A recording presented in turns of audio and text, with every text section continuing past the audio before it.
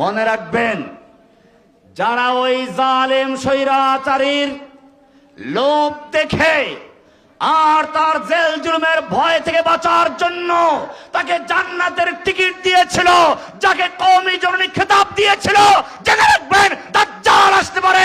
এই লোকগুলো দাজ্জালকেও নবী রাসূল বলে, ইমাম মাহদী বলে তার প্রচার করতে শুরু করবে। আয়েশা মাসি, আপনি দাজ্জালকে কি বলবে? কারণ দাজ্জালের একটা নাম মাসিহ, ঈসা আলাইহিস সালামের নাম মাসিহ, দাজ্জালের নাম কি? মাসিহ। দুই মাসিহে বেশ কমাচ্ছে। আমি সেই আলোচনা করতে যাচ্ছি না।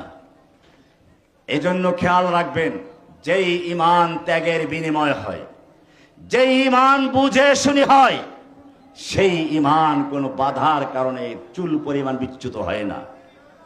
সুমাইয়া রাদিয়াল্লাহু তাআলা আনহা ইসলাম গ্রহণ করার কারণে এই মহিলাকে আবু জাহাল বর্ষা দিয়ে লজ্জা করলো আর বলল, লা ইলাহা ত্যাগ করো।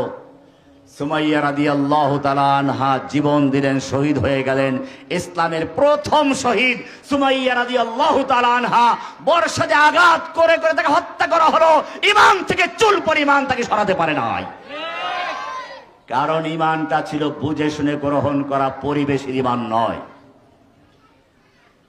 বেলাল রাদিয়াল্লাহু তাআলা আনহুকে উত্তপ্ত বালুর উপরে শুয়ে তারপরে পাথর চাপা দিয়ে রাখা হলো আর বলা হলো, ইসলাম ত্যাগ করো।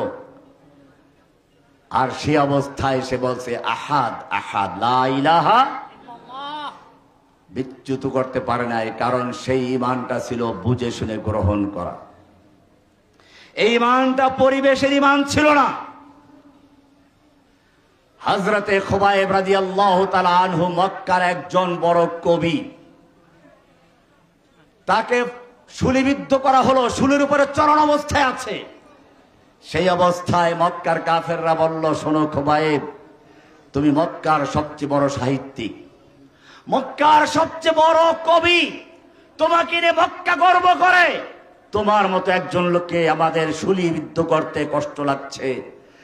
তুমি একটু খালি মুখে বলো, তোমার জায়গায় তোমার নবীকে রাখা হবে, তোমাকে ছেড়ে দেওয়া হবে। তোমার নবীকে আমরা রাখতে পারবো না, বাস্তবায়ন করা সম্ভব না, তোমার নবী মদিনায়।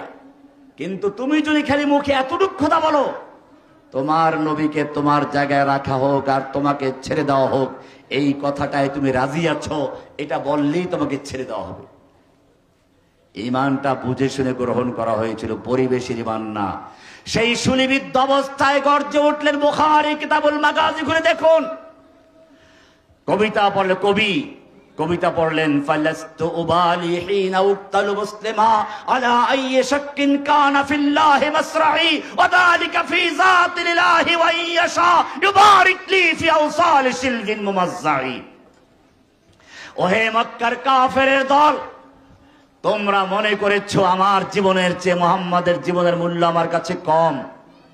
জেনে রাখো, আল্লাহর নবীর পায়ে একটা কাঁটা বিদ্ধ হবে, আর আমি খুবাইব পরিবারে স্ত্রী সন্তান নিয়ে আরামে থাকবো, আমি তাও বরদাস্ত করতে রাজি না। তাকে নির্যাতন করে হাত পা অঙ্গহানি করে করে জীবিত অবস্থায় ধুকে ধুকে হত্যা করা হয়েছে।